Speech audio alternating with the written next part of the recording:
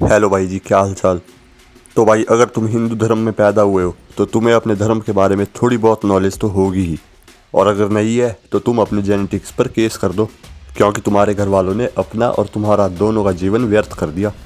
तो भाई, अपने हिंदू धर्म की कथाओं में ये स्पष्ट कर दिया गया है कि कोई भी असुर, मानव या धरती की कोई भी चीज़ अमर नहीं है, चाहे कितनी भी तपस्या कर ले।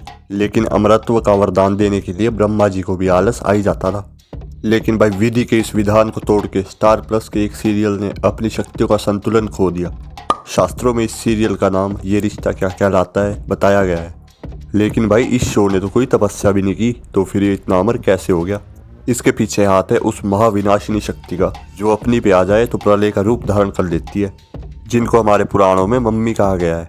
तो भाई, बात है आज से 15 साल पहले या उससे भी प्राचीन, जब हमारी माताएं अपने घर में नया नया टीवी देखकर अपने रिश्तेदारों को जला जलाकर मंद मंद मुस्कुराती थी।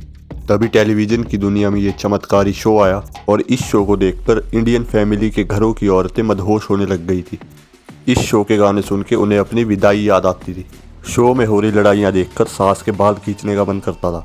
शो के अंदर जब अक्षरा रोती थी तो इनकी आंखों के आंसुओं से भिंडी की कढ़ाई में नमकीन पानी का टेस्ट आ जाता था। इस पाठ्य पुस्तक जितने लंबे नाम वाले शो ने हमारी मम्मियों को कतई वश में कर लिया था। और अगर सीरियल के टाइम पे कोई मैच आता था तो धोनी और युवराज के छक्कों से ज़्यादा इनको अक्षरा और नैतिक के बच्चों को बड़े होते देखना था।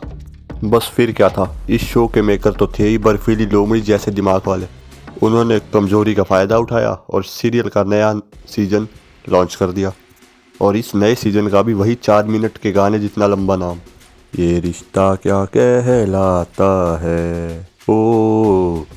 इसमें चलाई जाती है अक्षरा की लड़की की कहानी, और अक्षरा को तो जवानी में ही यमराज के भैंसे पे बिठा के मृत घोषित कर दिया जाता है। बेटी का नाम था नायरा, जो प्रकृति के नियमों का पालन करते हुए बड़ी हो गई लाइक अ गुड गर्ल। और वैराग्य को ना धारण करते हुए उसने भी शादी के बंधन में बंधकर बच्चों को जन्म दिया, या शायद बच्चे को, अब इतना याद नहीं है। मैं मम्मी थोड़ी हूँ। इसके बच्चों की शादी एक ही बार हुई, लेकिन इसकी खुद की शादी चार बार हुई शो में, वो भी एक ही आदमी से। ऐसा चमकीला तांडव स्टार प्लस की बहुएं ही कर सकती हैं। और भाई, हमेशा की तरह इस नए सीजन को भी हमारे देश की नारियों से हमारे हिस्से का प्यार और सराहना मिली, और मेकर्स ने इसका फ़ायदा भी उठा लिया। इसके ख़ानदान में से एक शिकार को पकड़कर उसके ऊपर भी नया सीजन ला दिया।